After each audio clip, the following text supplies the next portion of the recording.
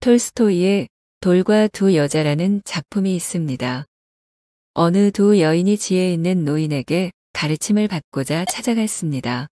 한 여인은 젊었을 때 남편을 홀대한 것에 괴로워하면서 어떻게 해야 용서받을 수 있는지 방법을 구하러 왔습니다.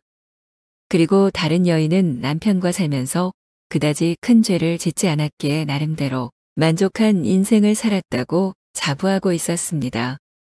두 여인의 이야기를 들은 노인은 괴로워하는 여인에게 먼저 말했습니다. 부인은 지금 밖으로 나가서 아주 큰 돌을 한 개만 주워 오시오. 그리고 다른 여인에게도 말했습니다. 부인은 작은 돌 10개만 주워 오시오. 두 여인은 노인이 시키는 대로 각각 돌을 주워서 돌아왔습니다.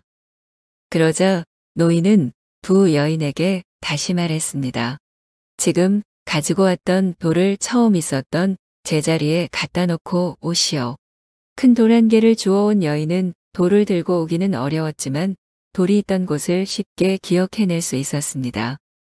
이에 반해 작은 돌 여러 개를 가지고 온 여인은 돌이 있던 자리를 기억해 내지 못해서 제자리에 갖다 놓을 수가 없었습니다. 그러자 노인이 두 여인에게 말합니다. 우리 인생에서 죄라는 것이 이 돌과 마찬가지라오. 큰 죄를 지은 사람은 지은 죄를 잊지 않고 기억하기에 항상 불안한 마음으로 살면서 어떻게 해야 용서를 받을지 고민하지만 작고 하찮은 죄를 지은 사람은 자신의 죄를 잘 기억하지 못하기에 뉘우침이 없이 사는 것에 익숙해지게 된다오. 이와 같이 우리는 살면서 정작 모르고 지은 죄는 잘 볼 줄을 모릅니다.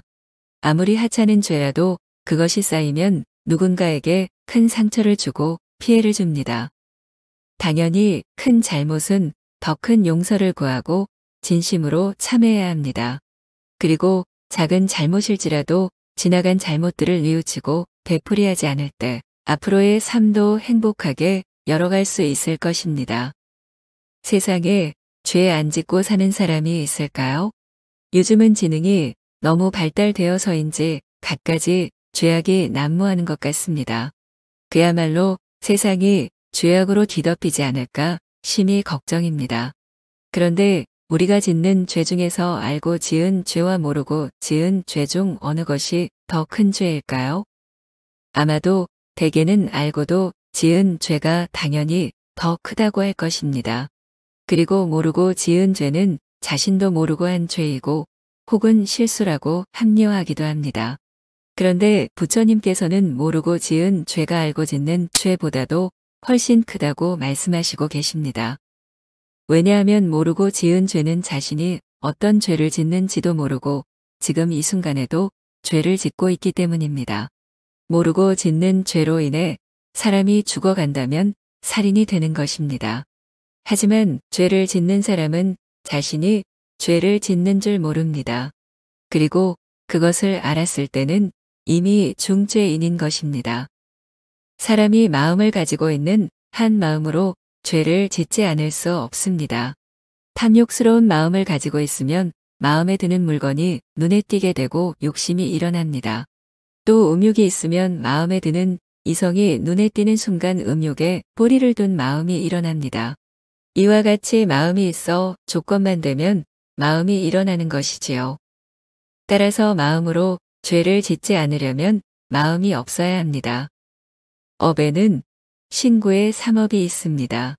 즉, 몸으로 짓는 업, 입으로 짓는 업, 생각으로 짓는 업을 말합니다. 업이란 행위를 의미합니다. 보통 일반적으로 생각하기에는 생각으로 짓는 업은 크지 않다고 여길 수 있습니다. 그러나 실제로는 선업이든 악업이든 생각으로 짓는 업이 가장 크다는 것을 알아야 합니다. 이런 이유로 부처님께서는 항상 자신의 마음을 잘 살피라고 하셨습니다. 우리 알고도 모르고도 지은 죄에서 벗어나려면 그야말로 허심과 무심이 되어야 하지 않을까요?